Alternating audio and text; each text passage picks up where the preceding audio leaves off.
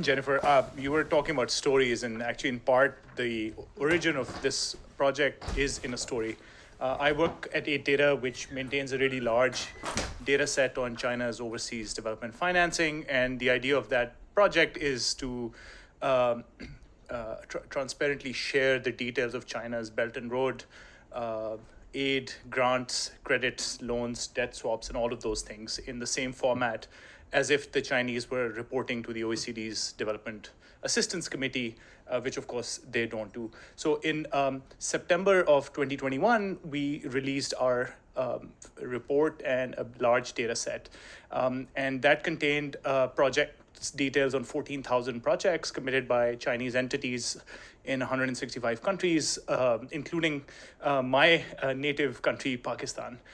This is a country that I've grown up in. I've been worked in government there, and I know it fairly well. I still read all the newspapers and everything. And 3 days after our report came out, we of course got a lot of media coverage in the BBC. The hidden debt issue got a lot of attention, and so on.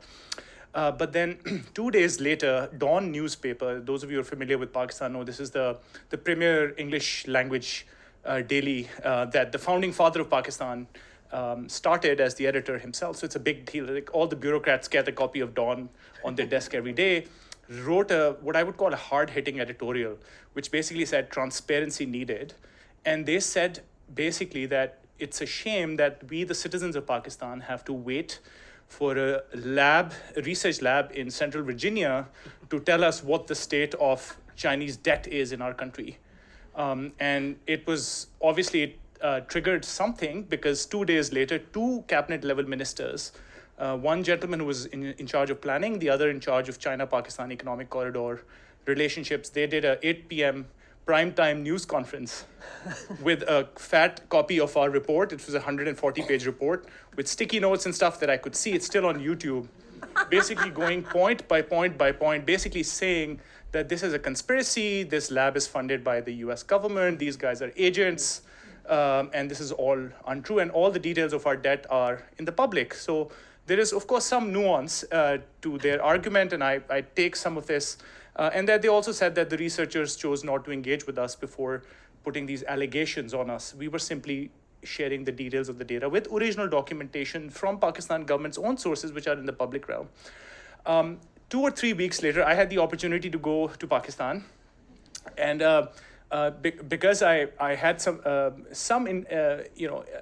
people in the Ministry of Planning who could give me access to these people, I learned that this report had set off a bit of a firestorm in that the minister himself got a call from the Chinese ambassador at 10 o'clock at night saying, you have to fix this.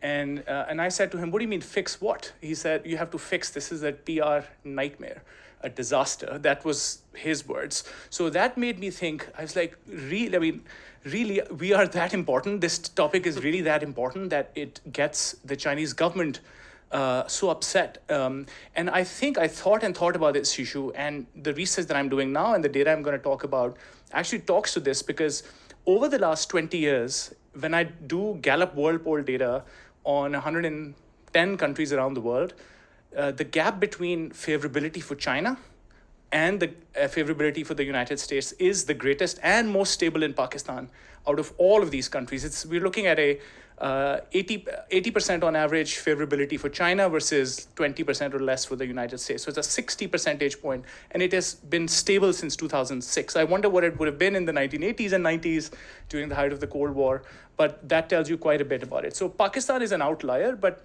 the way that I'm thinking of this project now is, of course, China at the global level is the single largest provider of development finance, loans, and aid at about $85 billion a year.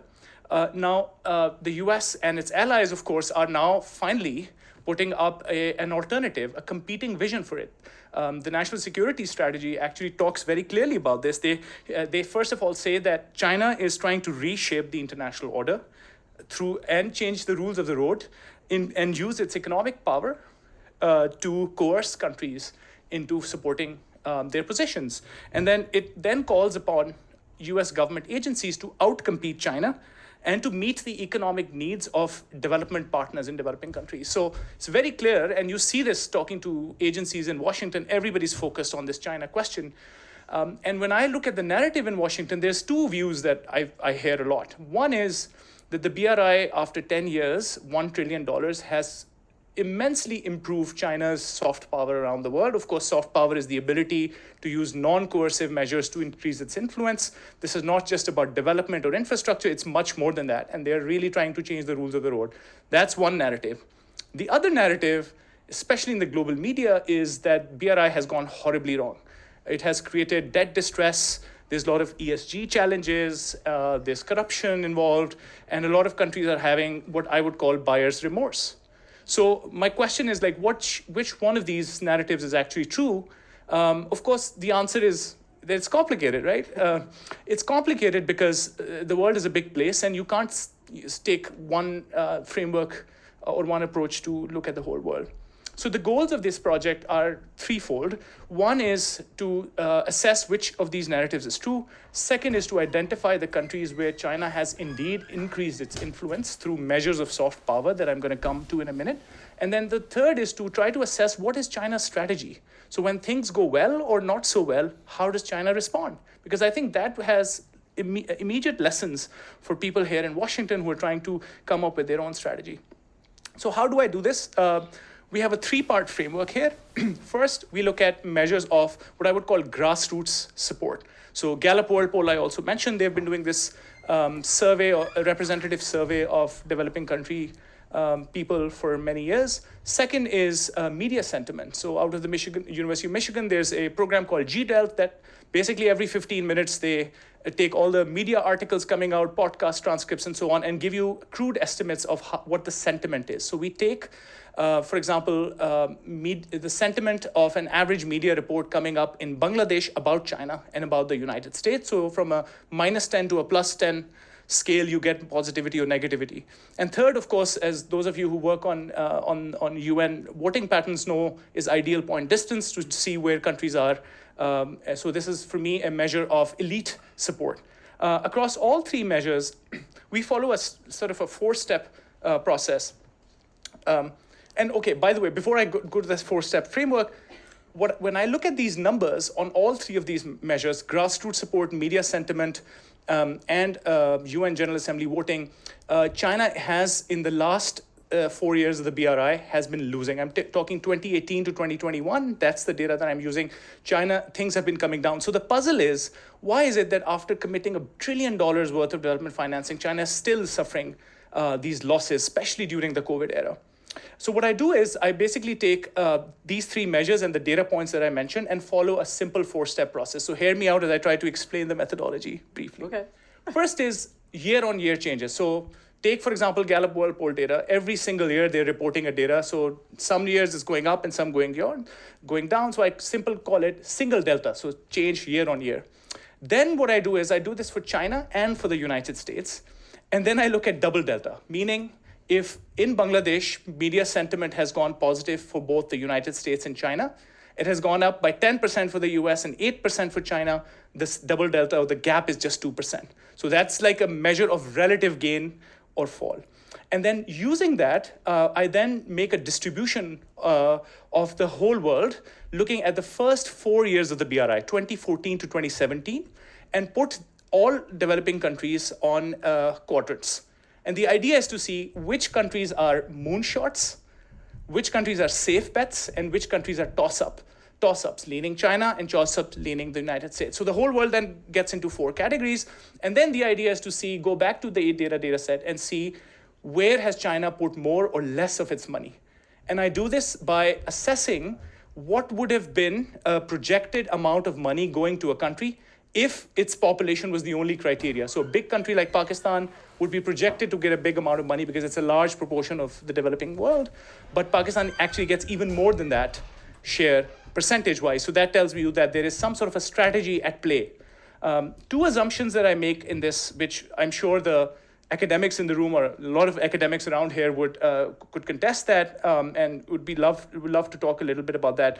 One is that great power competition is a zero-sum game, or is perceived as a zero-sum game between developing countries at the developing countries level. And the second is that great powers, despite having a lot of resources, still have to decide where they want to put their money.